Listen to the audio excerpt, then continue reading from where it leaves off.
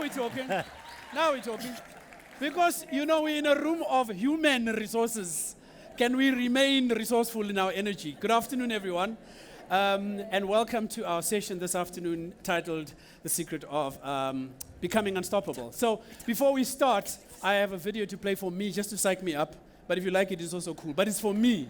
If you don't like it, it's not for you. Please, allow me to just bask in my glory. He is exceptional. All right, let's get the volume nice and high from the get-go. Boom. He is exceptional. An international speaker, author, and co-founder of Twice Blue. His finger is in every single story all around the world. So if you want to talk about France and Macron, you talk about him. If you want to talk about Saudi Arabia, you have to speak about him. If you want to talk about Japan and China, you have to speak about him. Korea, you have to speak about him. Norway, he brings it in as well. Haiti, Africa. Forever challenging our thinking and behavior, here is a highly sought-after thought leader.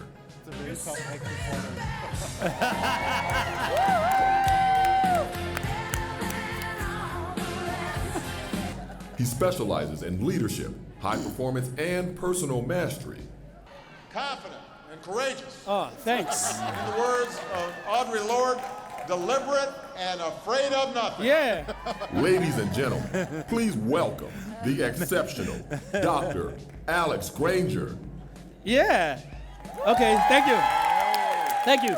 So, can I just talk about my surname first so we can get it out of the way? Because it's Granger and I'm not white. That was my dad's surname. So normally what most people do, they take their father's surname. So I did it. So we can move on now.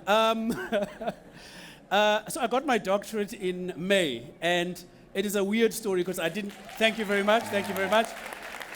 I really never had hopes to be called a doctor. Even now when people say Dr. Granger, I'm like, that's so weird, because I'm not like most doctors, like, good afternoon. No, I'm not that guy. And what had happened was, I went to Kenya about 3 years ago, and I was speaking at an accounting conference. And after I'd spoken and everyone gave me a standing ovation, I was feeling all excited. They said, don't you want to be part of a panel discussion? And I said, of course. So there were 6 of us on this panel discussion, and the moderator said, allow me to introduce our panelists. I'll start on the far left. Dr. Aragbobo, Dr. Warangira, Dr. Wanjira, and Mr. Granger. And I was like, I gotta change this formula. 3 years later, Ekka's a doctor now, you see. So here we are. Anyway, let's get to work. I want to talk to you for about 15 minutes on how to become unstoppable. And actually, the way I came up with this title was from the movie Unstoppable. If you've watched the movie, you know Denzel Washington plays in it. There are these 2 guys who were told by their supervisor to move this 39-car train off the main track because there was another train on the same track carrying school children. But of course, they were very complacent in it. They forgot to put the airlocks that connect the trains. And before you know it, the trains lost control. And this unmanned train started going down this lane forever in a day. And they were struggling to stop it. And that's why the movie's called Unstoppable. And this is a brief video of what it looks like, the force and the power of being unstoppable. We have an unmanned train rolling into a highly populated area with Volume. no air brakes. Yeah. 006. What's up? There's an unmanned train on the northbound track. It's under power? It's coming straight at us. What are we worried about in terms of cargo? 8 freight cars of hazardous chemicals. We're not just talking about a train. We're talking about a missile the size of the Chrysler Building. I need to know where that train is. We're not exactly sure. You're not sure? We'll find out. Yeah. So it's an amazing movie, high energy, and that's just exactly up my alley. So I watched it yesterday so I could remember the story, so I could share it with you today. Good movie, though. I've watched it a couple of times. So this afternoon, I just want to share with you 3 key ideas on how we can become unstoppable. The full version's a good 45 minutes. So, at your next conference, if you really have a nice budget, I'll come over and, we can just exchange. Me, the money, and you get the content, whatever the case may be. So let's get to work. Listen, I am interested in the how. Those of you who follow Simon Sinek's work will know that he talks about start with why. Very important, purpose. But I think most of us have read a lot about it and we understand purpose. My question is how? I want to know how. If I know that my purpose is to become an exceptional speaker, I want to know how. And then if I'm going to become a speaker, I want to know this question. So what? So Alex is speaking at the HR in Durban, speaking on Unstoppable. Who gives a damn? So what? And if I can answer those two questions in the next 15 minutes, I would have done my job. I normally sing in my presentations. Unfortunately, we're not, because this is like a brief version. Maybe I'll do a cappella, because I can do that. So let's start off with... ready, 1, 2, 3. There you go. Just all the black people, eh? Yeah, we are there. Isn't this an interesting dynamic? Because what we find in the workplace is we work in diverse environments, and we struggle to meet each other halfway. A simple example, the remote control. In your workplaces. Yay. It belongs to white people. Black people want the windows open. We want the heater the whole time, even in summer. And white people want the aircon on, even in winter. Defying gravity, ladies and gentlemen, is about going against the grain. It's about swimming upstream. It's about challenging the status quo. If you are not changing every 6 or so months, you have become the architect of your own decay. Just consider yourself now. What are you like now versus what you were 12 months ago? If nothing has changed, it's decay. If you haven't improved, it's decay. The world is changing so fast, and if you're not adapting and keeping up with it, you will not be able to defy gravity. Now, when you talk about defying gravity, here is a picture of Soweto. 1930, created as a way of segregating people based on race and color. And what started out as a very shanty town has transformed to become an amazing place, a melting pot of such energy. If you haven't been to Soweto lately, just go. Don't just go to Vilakazi Street. There's more. In fact, if you want to get the best pap and muhudu on Vilakazi Street, but up, there's a restaurant on the left called Vilakazi Restaurant. Yo, best pap and muhudu in town. Just go and try it out. Anyway, it's also a place of pain. Give us volume there. Why do I feel like you're stinging me volume? Push it up, black volume. More. Anyway, I've watched Sarafina 57 times. Painful story, but it's the reality that we've had to go through. And then, of course, Soweto is also known for Mandela's house, beautiful street, and if you've never tried it, bungee jumping, go and do it. But it's also known for great music. Remember that? Pata Pata, Miriam Makeba. Not only that, we can't forget Mabr. Hey? Even Cyril Ramaphosa has incorporated music as a way of defying gravity. He used the song. Cebile, like even the attitude of the song. Just go. Now, how many of you in the room know Gom music? Ever heard of Gom? Hi, guys, it's not the best music. I tried to like Gom. I used to get headaches. But the Llanos, woo, best music in the world. Huh? Do you know the song?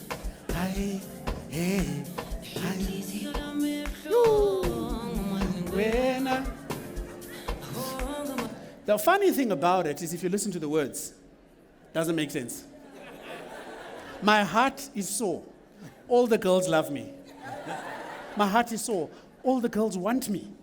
Why? So, introducing Sylvester Chauke. I don't know how many of you ever heard of him. Young man from Soweto, 38 years old. He, at a very young age, started dance lessons in Rosebank. We're talking about defying gravity to become unstoppable. And then he fell in love with marketing and communication, studied his BCom, and before you knew it, he began to work in the corporate environment. One of the jobs he had was working at Nando's. And he was part of the creative team that started shifting the narrative of Nando's ads the way that we know them today. He was the creative genius behind it. He went on to start his own business, DNA Brand Architects, which is a public relations, publicity, communications organization, one of the largest in Africa, won so many awards, has big clients, some of them are probably sitting in this room. But what makes him so different? What makes him the story of defying gravity? Well, look what he says about being born in Soweto. He says, I was born in Soweto, a melting pot of incredible energy. You don't grow up in Soweto and just be ordinary. Like, this is a different narrative. Most people were like, oh, no, just, I was born in this poor environment, life was tough, No. Like, think of Maf Town. How many of you are from Mafeking? No one from Mafeking? No one? No one? Oh, yeah, like people in your hood, Casper, West, Bonang. Like, people have come out of places where you never thought this could happen. Ever heard of Siyakuza? He's from East London. He's got a planet named after him.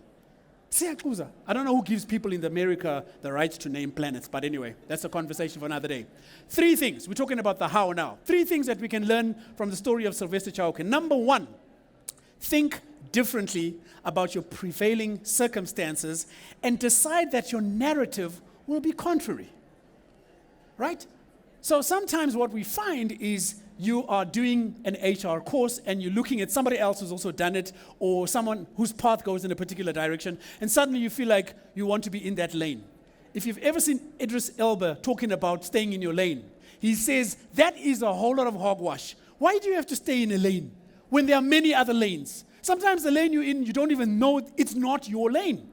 We've got to start thinking differently about our circumstances. Secondly, manage your internal dialogue.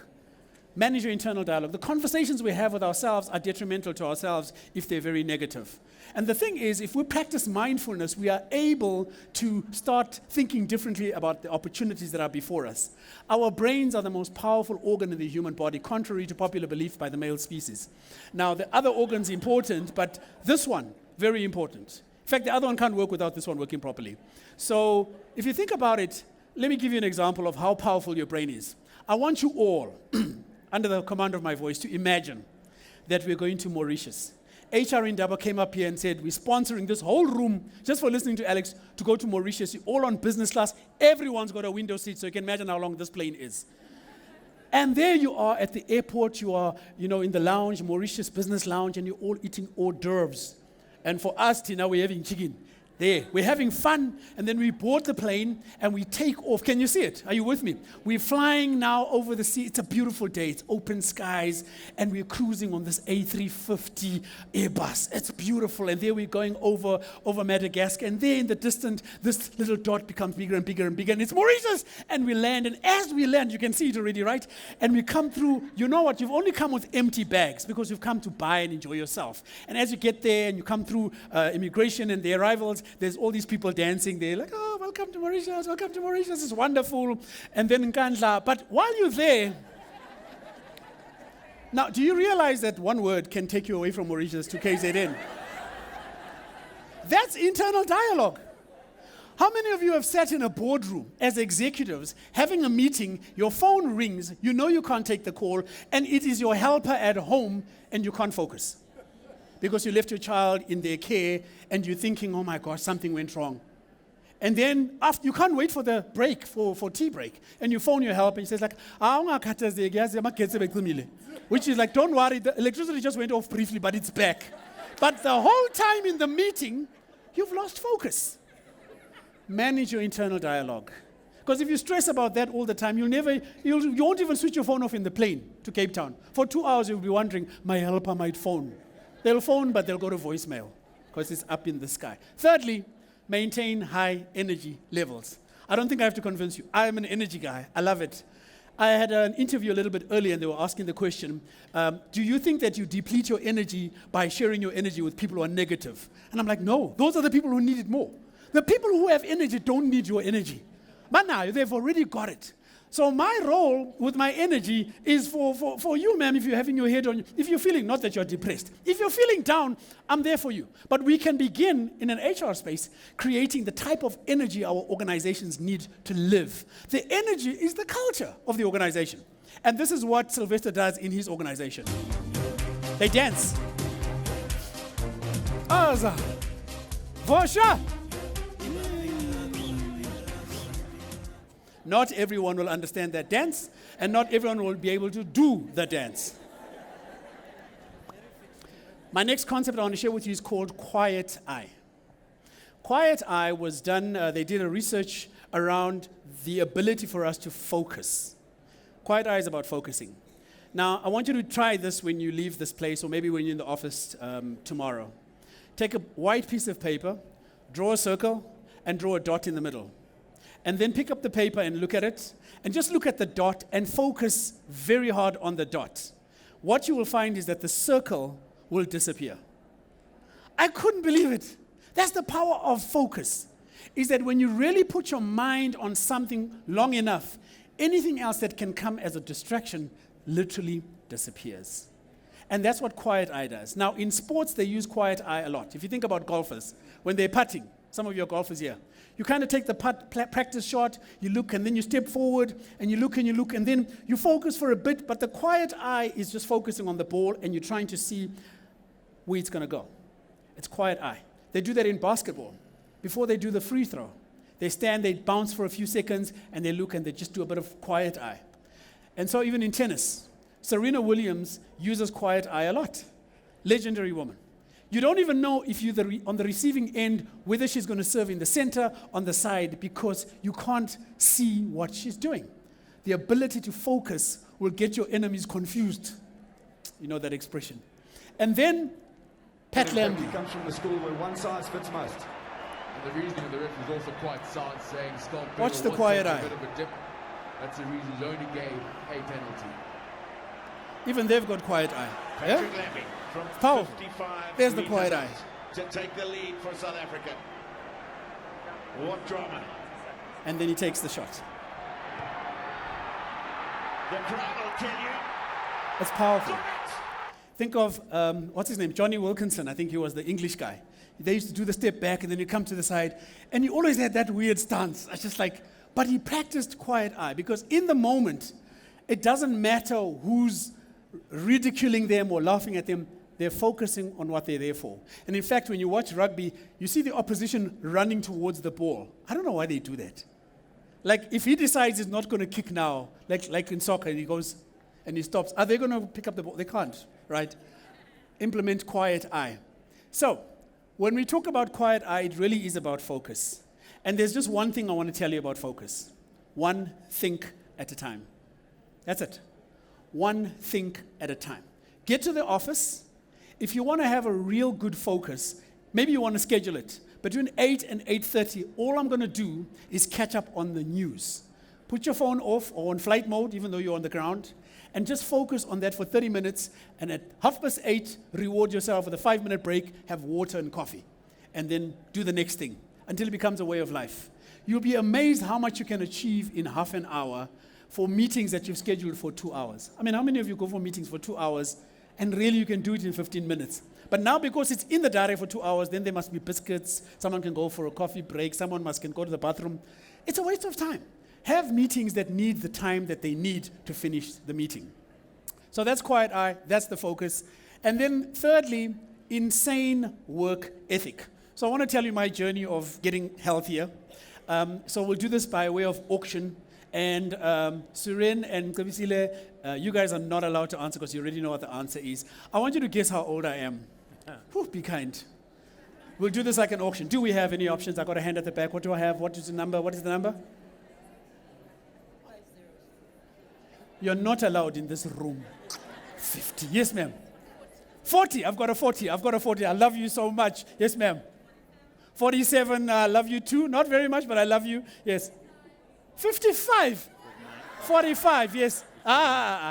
No, you know me too well. No, you know me too well. So basically, I'm 49, guys. I'm turning 50 next year. Hey? When are you already said 50 for next year? So my journey in trying to get healthier, like I wasn't like this. I never had this kind of energy. I was just like carbs and sugar, and then I was diagnosed as diabetic. And you know, when you're diabetic, one of the things is you lose energy. And one of the ways of getting energy is to have sugar. You can't. So, so I couldn't. So anyway, I realized that I had to change my habits. Now, the way to change your habits is you've got to change it for a lifetime. You can't change it for 9 days. You can't do K9. You can't. It's a lifetime. And I had to change that. So I thought, let me go to the gym. Guys, worst place for me. Because you get to Virgin Active, everyone's in the same room. Like, how does that work? Virgin Active, if you're in the room, you need to have 3 rooms, separate so we can't see the other people. The first one is for us starters who are totally unhealthy, who run on the treadmill like this. You know what I'm talking about. Who pick up not even 5 kilograms, just the bar. That is heavy for us. Because if it's one big room, here's the guy who's supposed to be in 3rd room. Hey, yo, what's up? And you're like, yo, dude, you're big. How long did you take? 18 years. And I'm thinking, hey, I'm 50, 60, I'll be dead. I can't. So I decided I'm going to have an insane work ethic. And so what I did was I researched, and it works for my body. I do high interval intense training, 15 minutes. It's the best. None of you can outplank me. I can plank here forever in a day. Like serious. Now I can walk up a flight of stairs and not be breathless. Before, even at Twice Blue, our organization, one flight of stairs, I'm at the top. Like those girls who get beaten by Caster. And she's just there. And then you're looking at a competitor and she's like, and then? So the insane work ethic. Listen to what Dwayne Johnson says. The key with me is no one will outwork me. No one. I love and I respect you guys. Motherfuckers won't outwork me. All starts with this. 2 hands, putting it to work. That's powerful for a couple of reasons. Number one, firstly, he's talking to Los Angeles Lakers basketball club. LeBron James plays for Los Angeles Lakers. If you don't know who LeBron James is, he is the best basketball player in the world right now. He is as fit as they come. Tough. Dwayne says to him, you can't outwork me. That is powerful. In another video, Will Smith says, listen, the only difference between you and me is that I'm prepared to die on the treadmill. He says, you might be more talented than me, more skilled than me, more sexy than me, but let me tell you, if we get on the treadmill, it's either I am winning or I am dying. That's an insane work ethic. Now, there's no half measures. You can't work smart. That's nonsense. You've got to work hard. How many of you can go to the gym wearing a suit and say, yeah, I'm smart. I'll walk around. No, you've got to put in the hard work and sweat it out. There's things you can do about it. Firstly, you can try and have fearless imagination. Fearless imagination is creating solutions beyond what your boss says you can do. It's going more than what the company says you can do. I know you don't want to hear this. So when they say to you, this is what we expect of you, you say to yourself, hell no, that's half of what I can do. I'm going to do double. Of course, that doesn't happen in the workplace because you're like, are you going to pay me? No. How do you grow if you continue to do the same thing the same way? Fearless imagination. So if you think I'm kidding, this is Simone Biles. I think she's 21 years old. She is now the world's greatest gymnast ever at that age. The most championships, the most gold medals. Why? Because when her coach says, Simone, I want you to run across this, whatever you call it, that floor, and I want you to jump up and do 2 twists and land. She says in her mind, 2. No, I'm going to do 3. She is short. She jumps 3 times her height. Check this out if you think I'm kidding.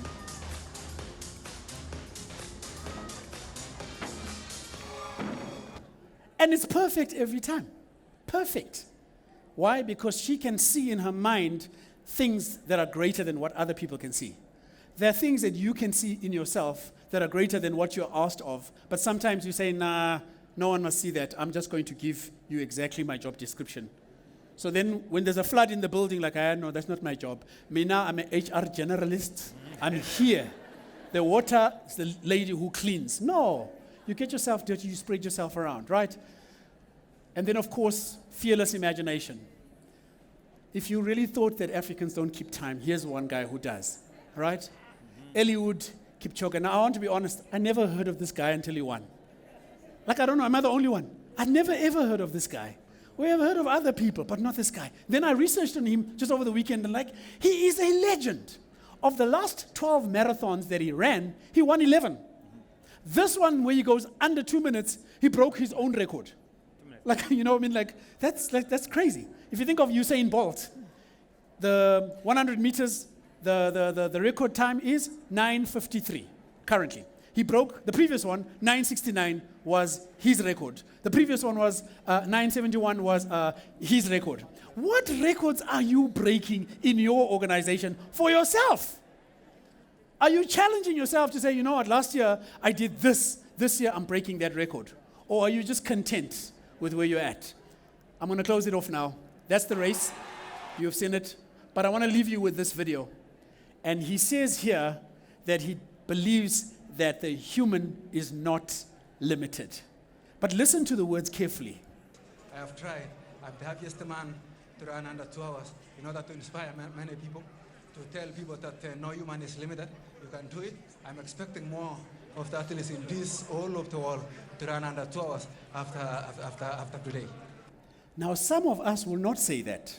Some of us will be like, I ran under 2 hours. Full stop. It was me. If it wasn't for me, this organization would never know under 2 hours. Okay, I think someone's dying. It happened earlier. So here's the point. As my panelists join me up front, thank you, Suren. Come on up. We are being unstoppable. Come on up. I'm wrapping up now. My point in this is he says, guys, I've broken the record, but you can break my record. Continue. Caster Semenya is the world champion in 800 meters and what's the other one? Is it 1,000 meters or 3,000? I can't remember now. But she's known for the 800 meters. She's won that so many times. Who came second? You don't know. Because the person who comes second in a race like that is the first person to lose the race. I want you to think about that. Right, before I get into my interview, powerful words here. Often people who can do don't because they're afraid of what people that can't do will say about them doing. Think about that. Oh, before you take the photo, let me put up the person who actually said that. You think it's funny? It's serious. On that note, thank you very much. Let me get into our panel discussion. Yes, thank you very much. I'll take that applause. So, on the stage with me, and we're going to have time where we can also ask questions. We have... I'll shoot first. Suren Naidu from Outsurance. I'm the Chief People Officer for Outsurance. Been there for 18 years now. Started as an HR manager. Same role, but it's developed into a Chief People Officer over the 18 years. I'm hoping to share some insights with you around my journey in HR at Outsurance. Hey, your time is up. Hello everyone, I'm Cebile. I'm the HR Director at Mondelez International. I look after South Central and East Africa. Been there for about 2.5 years now, having an awesome time. And before that I worked at Heineken for 8 years. So looking forward to sharing. Thank you. So my name is Matimba Mbungala. I'm the head of HR for Vodacom Group across the continent. My purpose in life is to help people grow and fulfill their ambitions. I've got 3 kids and a dog, and I love life. I've finished 3 comrades. I'm aiming to finish my 4th and 5th. And yeah, and I always say to people, I'm in HR by choice, not by chance, and I love seeing people grow. And 18 years later, you have grown this department. Let's talk about fearless imagination. Could you see where this animal, your department, could evolve and transform into up until where you are right now, 18 years later? Or was it difficult to actually have that fearless imagination? No, I could definitely see it. I was lucky because the founding fathers of the company had a very clear vision for the organization. And one of the things that stood out for me was the people vision around being a great organization to work for. And in fact, over 18 years, that's been one consistent. We've changed strategies, etc., but one of the consistent people goals is this idea of being a great company to work for. And I could imagine, I could buy into that vision of the organization. So it did make it easier to stay in the race. So, I mean, like, if you had to share one of the most difficult challenges over the last 18 years, because I don't think from day one when you said, listen, I can't do this on my own, I need 2 extra people so we can work in this department. That must have been difficult. How did you overcome some of the challenges over the last few years? Yeah, I think we're in a sweet spot now where we got a huge budget, big team, etc. But I joined the organization when we were cash flow negative. We hadn't made money for 3 years. There was shareholder pressure to start returning profits, and we hadn't been achieving. So that was a very difficult time. At that time, our broker colleagues and competitors didn't give us much hope. They said that we wouldn't survive as an organization, that the out bonus concept wouldn't work. Today we've paid over 4.3 billion in out bonuses to our clients, and we pay about R1 million a day in out bonuses. We've grown from 300 people then when I joined to 4,200 people now across a couple of international destinations. So it hasn't been easy, and in fact, all of you here who work in HR knows that it's not easy. I think HR is one of the most difficult roles in the organization. It is. Yeah. And I think when we talk of HR over the years, it has transformed to become more important and more critical. how do you defy gravity? How did you swim upstream and go against the grain to actually push the objectives of your organization? Wow, that's such a broad question. I think we are in the space of making chocolate, right? We make products that people enjoy. I'm sure you wouldn't have because you've cut out sugar from your diet. I had a latte. But it's an exciting environment. So we try to make sure that when we bring people in, we bring people that share the same vision as well as purpose that the organization actually stands for. We've just gone through a transformation now, and we've redefined what we stand for as a business. And we said we actually want to make sure that we provide the right type of products at the right time to allow people to snack in the right way. What does that mean? It means we have to have people that are very innovative.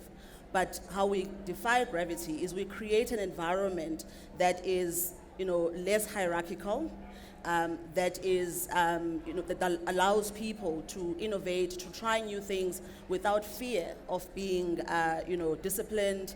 Because if you don't try, then you are not going to succeed. So we literally break away all of the barriers that come with organizations that have, rigid structures, rigid rules and policies in place, and we try to encourage our people to just be who they are and create that environment that allows them to innovate, to try new things so that they enable us to deliver what we want to deliver to our consumers. I like your answers because they're actually very nice and they are inclusive, probably intentionally, because you are speaking around the we. I want to know about the Cebile, what you had to do to overcome some of the difficult challenges in your work. I'm going to talk about previous experience, where I found corporate to almost try to, mold you in what they expect you to be and not who you are and what you want to be and what value you can bring to the organization.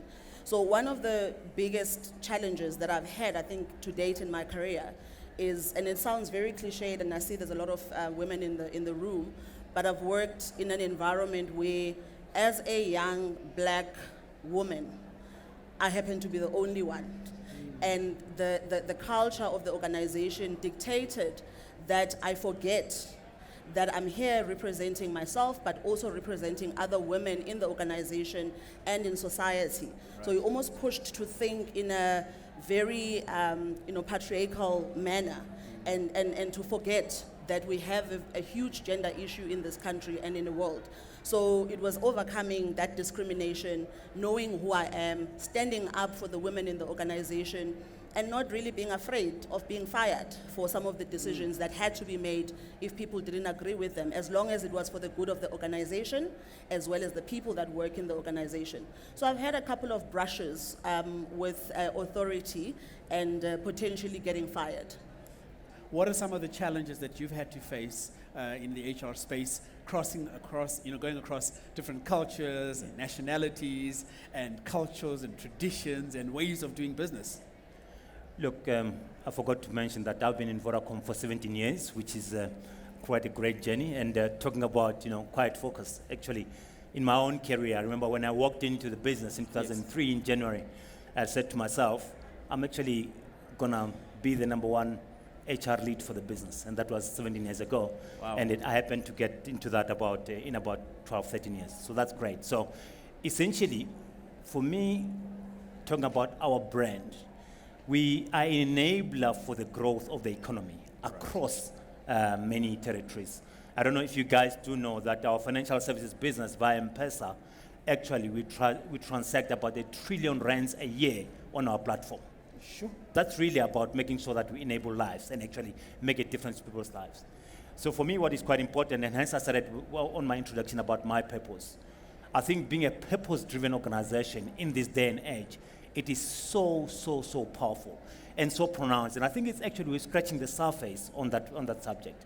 More so because I do not think that as an HR community, we have actually internalized what it means for our colleagues, what it means for the stakeholder group in terms of defining the purpose.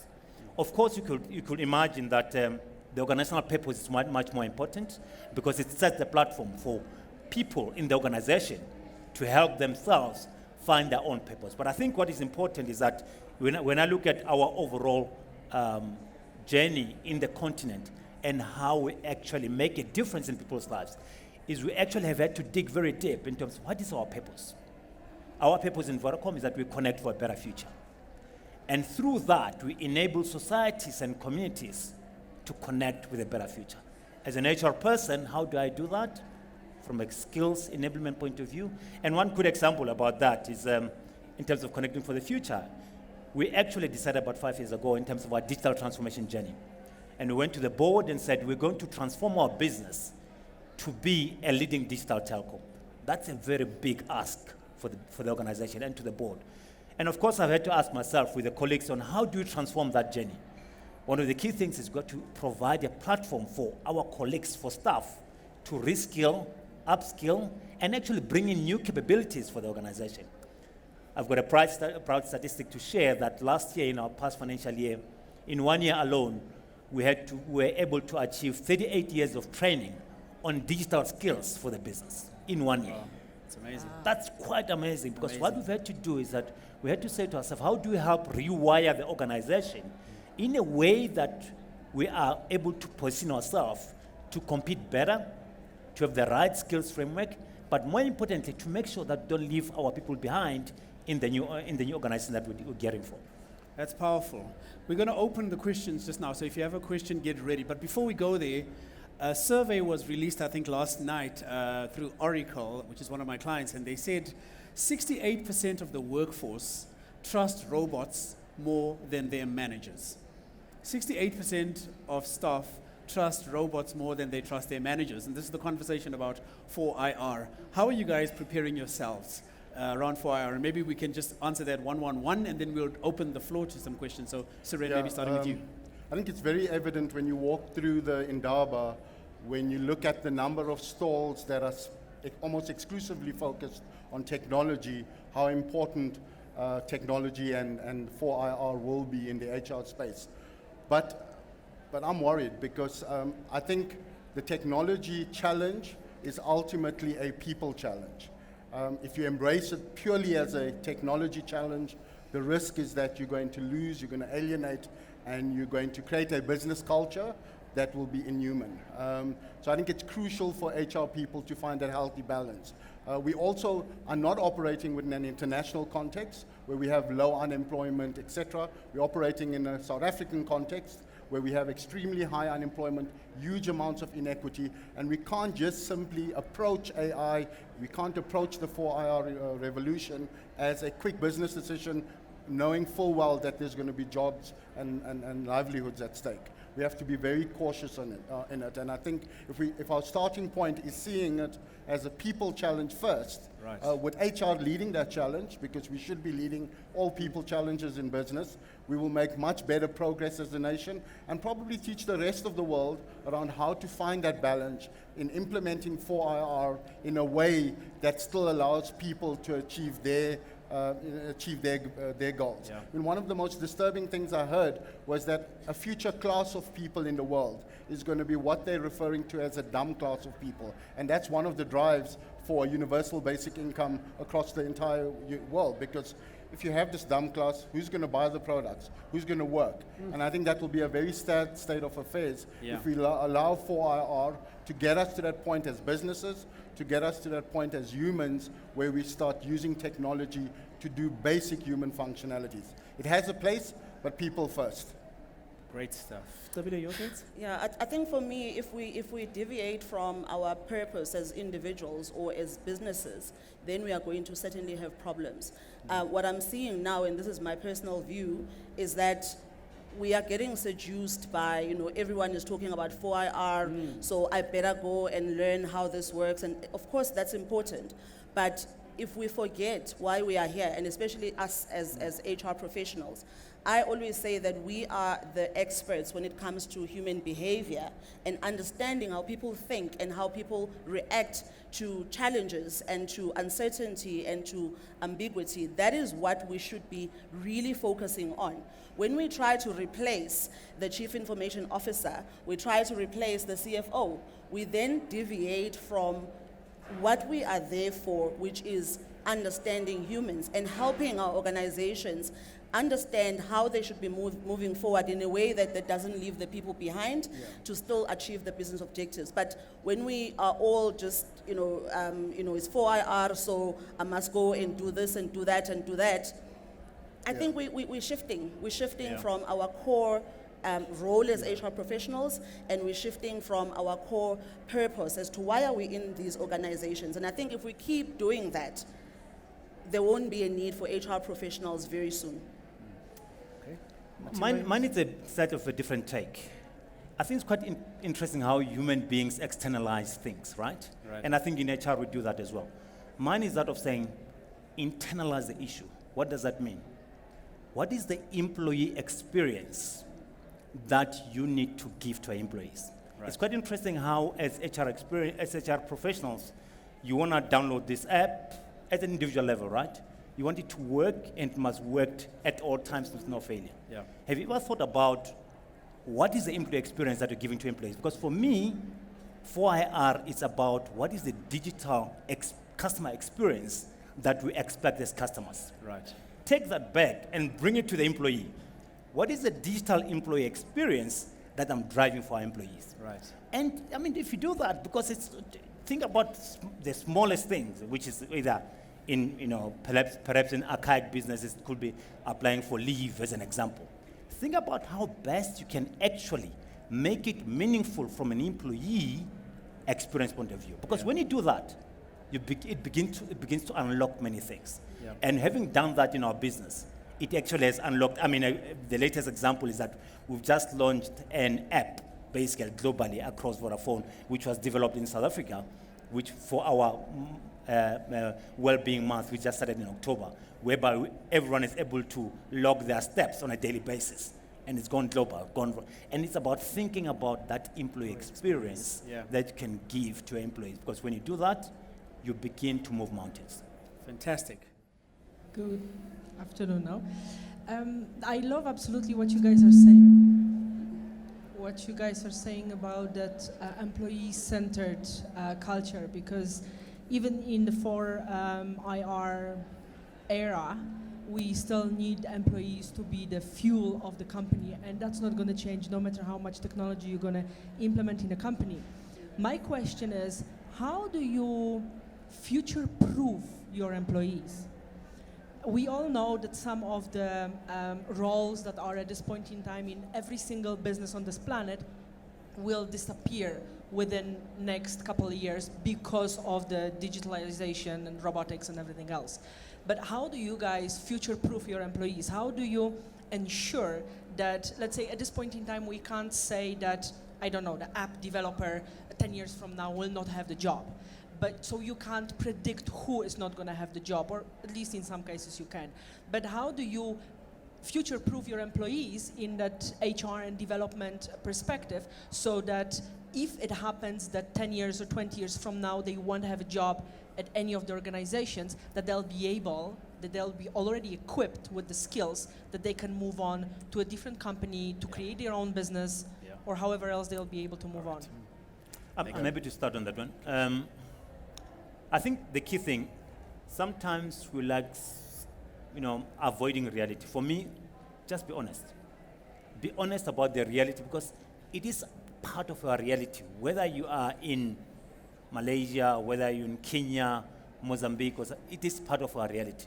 Be honest about the fact that the framework of how we work and what work means is going to change. Start there, because when you do that, because even if in our own household, right? When you're being honest about things, you face the challenge differently. And in reality, in that honesty also, it means that we don't have all the answers, but we're going to work through this journey together. And it's either you are part of this journey and helping us find solutions, but more important, it's about rewiring your mindset to realize that what you have today is going to be fundamentally different tomorrow. But we're honest with you that we're going to work with you because we value your contribution, and in doing so, we can help reskill. So, even ourselves, right? Our roles are going to change fundamentally. But the key thing is that be honest with the reality that you're facing, and then put the requisite investment behind that honesty to say, okay, fine, I mean, one of the things that we've done quite interesting in Vodacom is actually how we embraced agile ways of working. And, you know, we started last year in April. We didn't even know how to spell agile, sorry to use the words. But now we've got more than a third of our employees who are working in agile ways. When you're honest, you approach the reality, and then you actually put the right investment as well as energy behind it. Because when you do that, then the employees realize that you're serious about this, and actually you are making them part of the future. And also accept that it's not all of us who are going to be part of the journey. Others will self-deselect and allow that to happen. That is the reality of life, right? Others won't be part of us for the future. Others will be those who are part of it. Use them as champions to actually help convert the naysayers, but more importantly, to actually give you some more insights on how you can improve on things. That's my reality. I think just a quick thing that I want to say, very simple, practical. Also change some of these practices that we've put in place when we hire people into our organizations, and we insist that you need to bring this degree and that degree.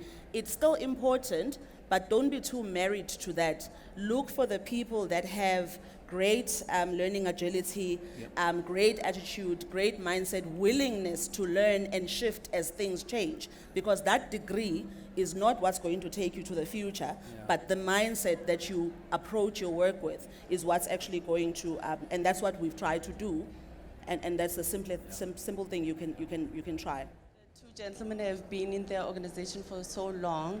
I'm just interested to know what is your competitive age, and would you say that being 18 years, 17 years in the company, you've impacted to the employees within the company in terms of growth? Would you pat yourself in the back and say, I've impacted on so many lives in terms of growth, people growing, you know, moving from one point to the other? It's just, I'm just interested to know that. Yeah, Outsurance is an incredibly high-performance organization. I think I would have been spat out by the organization a long time ago if I didn't add value, and that's why I like some of the analogies you used around adding value, around defying gravity, around not staying in your lane, because I think that's a big problem HR people have, is staying in your lane. One of the first lessons I learned when I joined Outsurance was that if I was going to add value, I needed to step out of the HR role, and I needed to be a complete business person. I needed to understand everything from finance through to claims, and get involved in forums that traditionally HR people don't get involved in. And I think that's the expectation of a modern business of HR, and that helped in a big way in terms of longevity. So you have to be a complete business person. Now, HR people these days are not coming through as graduates of HR schools. They're coming through as graduates of business schools, of BComs, etc.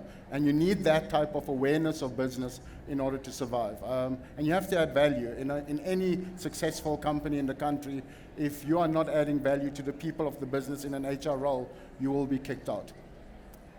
Closing comments? Okay. In my case, my journey of 17 years at Vodacom means that I've worked in London for 3 years as part of the Vodafone family.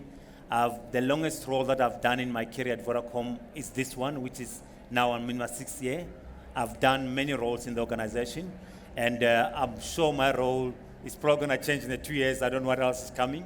But fundamentally, I've been fortunate in terms of my personal drive in doing bigger things for the organization and impacting the organization positively. I mean, I talk with pride that when I look at the leaders in our mobile telco business across South Africa, some of them have personally contributed in that growth, and actually look at the business as well. So I think the key thing is really, as an HR person, be filled with pride about seeing people grow and genuinely investing in people's growth. Because in reality, for me, it's not about me, right? It's about how when I see people grow, I get fulfilled. And it's about creating that platform for their growth and almost be religious about it. What did Dwayne say? You know, yes, I will not be outworked. I will not be outworked. I mean, I can say with pride that in terms of investing in talent, Vodacom is not outworked. I can tell that we are the leaders in terms of how we invest in talent, and I can say that with pride and without flinching. I know that for a fact because of how we invest in our people. So do that diligently. You know, if there are any budgets to be cut, be the first one to defend your budget about investing in your people. be the one that goes to the CEO and said, my budget's not going to be cut because, I kid you not, this is what I'm making sure that I invest in the future of the business. And honestly speaking, once you get that right, you'll be surprised about the impact that you make in the organization. For young people, for people who are actually in executive levels, but for everyone in the organization. So that's my story. I think as HR people, we should never forget our roles. And I will say that again, why are you there?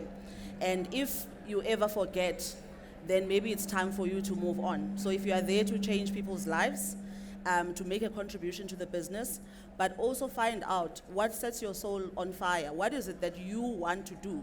Whenever I go into an organization, I don't go in because it's a job. I go in because I've got a personal, I don't want to call it agenda, but I've got a personal vision. I have something that I want to achieve for myself that I go in. And when that no longer is present, I move on to the next challenge. And that is why if you look at my career, I've done many different organizations, different industries, because I go in knowing what is it that I need from this organization and the people that work there and the experience that I'm going to get to enrich myself and make a difference in the organization. When that is done, it's time for me to move on.